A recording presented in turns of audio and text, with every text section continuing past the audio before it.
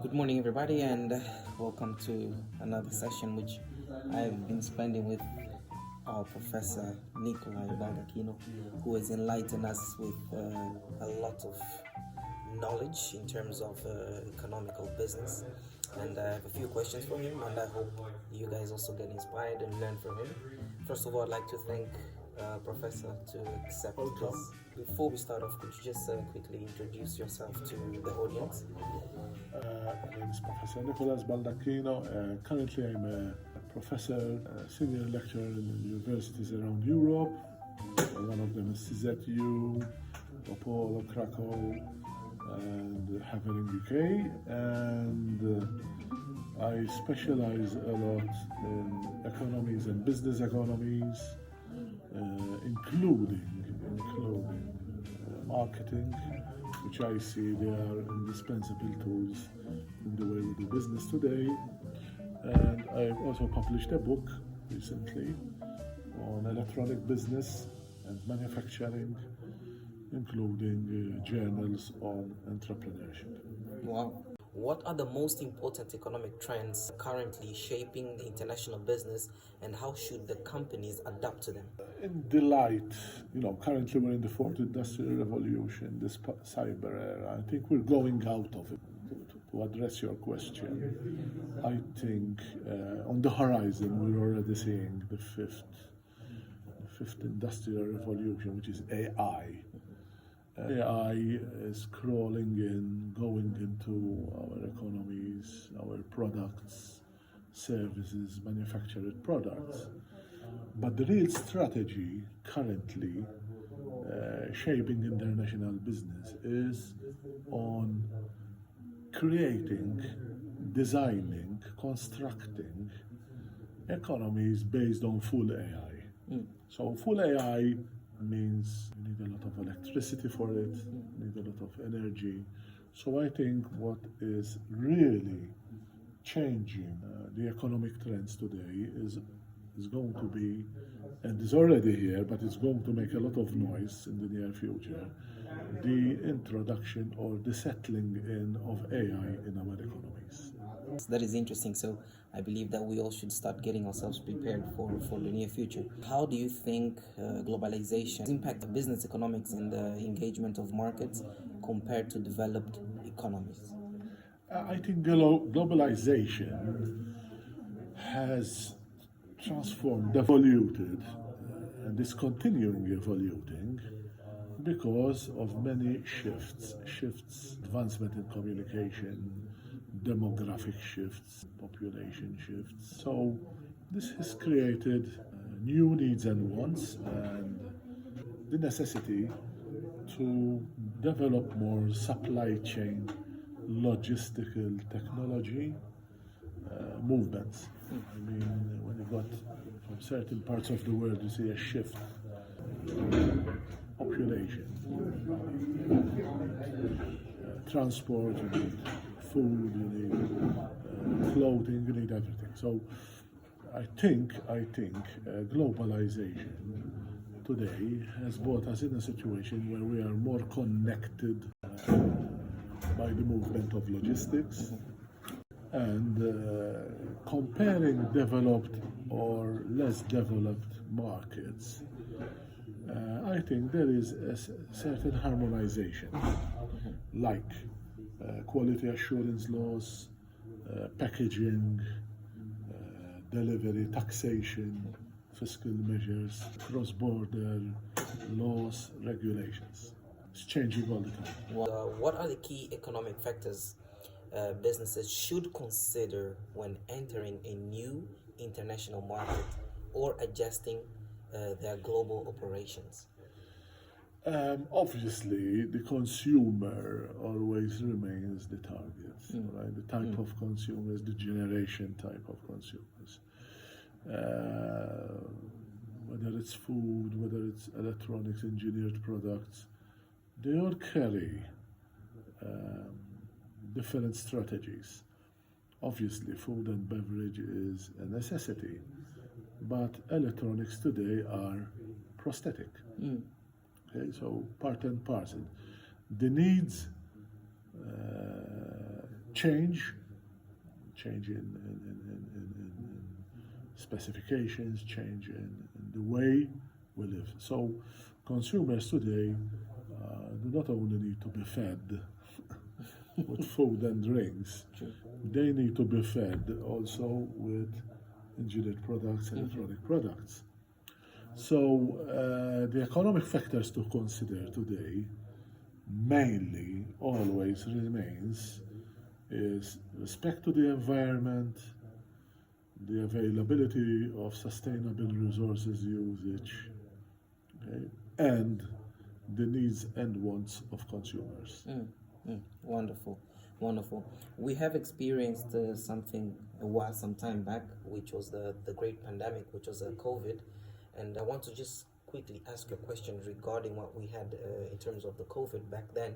How has COVID changed the global business economics, and what long-term shifts do you foresee in international trades and business models? COVID-19, we were already talking, pre-COVID or post-COVID, economists already talk like that. Post-COVID, we have learned how fragile, vulnerable our economies were in pre-COVID times. Nobody have ever imagined, there was going to be a global pandemic that will literally economics, shut down economies in aviation, harbor, even simple transportation of packages, small packages. There was the suspicion of viral transportation with even small letter, with even a simple letter.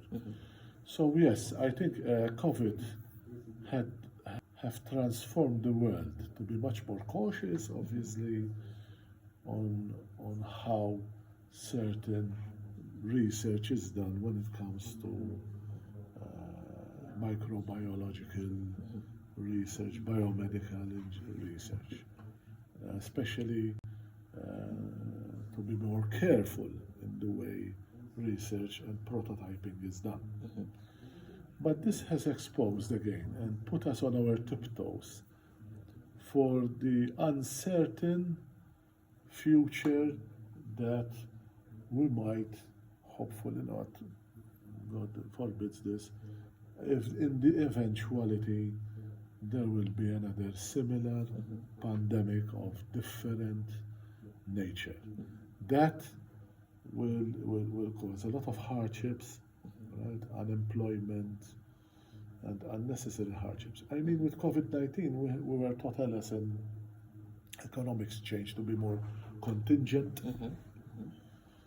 to be more sustainable, self-reliant, and flexible for any changing, hard movement, drastic movement that the economies will experience.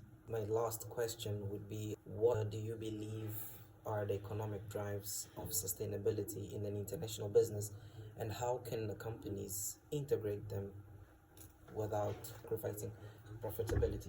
Economic drivers today are accessibility, the elimination of trade barriers, obviously, the facilitating the investment in supply chain infrastructures, so that logistics is much more easier, less complicated than it is. We already have the distance problem, the vast lands that the supply chain has to move on.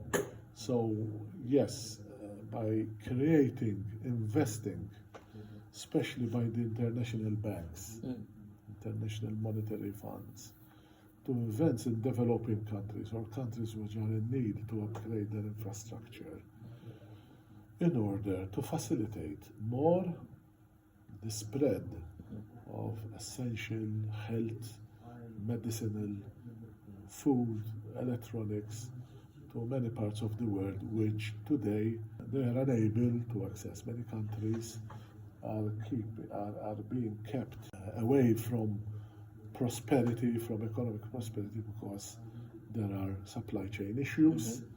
And I think the economies of the world and the international banks, if they want to address poverty and slow-moving or fragile economies around the world, they need to invest in infrastructure and communication. Two different questions, which I'd like to know advice that you would give everyone that is listening to you right now. General economic terms, I think education today still remains one of the biggest tools to enhance, to encourage, to facilitate prosperity around economies. I think academic, especially academic research, has to be much more facilitated, available to economies. Two, align, adjust to the needs of the world today. In economic terms, I'm saying that economists, business economists, bankers must be more spread and should facilitate more by investing not only to niche markets, but they also try to create new niche markets for the benefit of all. You also mentioned that you have a book out. Yes. It's an ebook. It's a hard copy book, and you can find it online. It's called Electronic Business: The Exploratory Analysis on Family-Owned Manufacturing SMEs, where one of the tricks, connecting with your previous question, the trick of good economies is also based on how SMEs are subsidized. You must remember that SMEs employ themselves, they employ people, they're not a burden on the economy, they contribute to economy.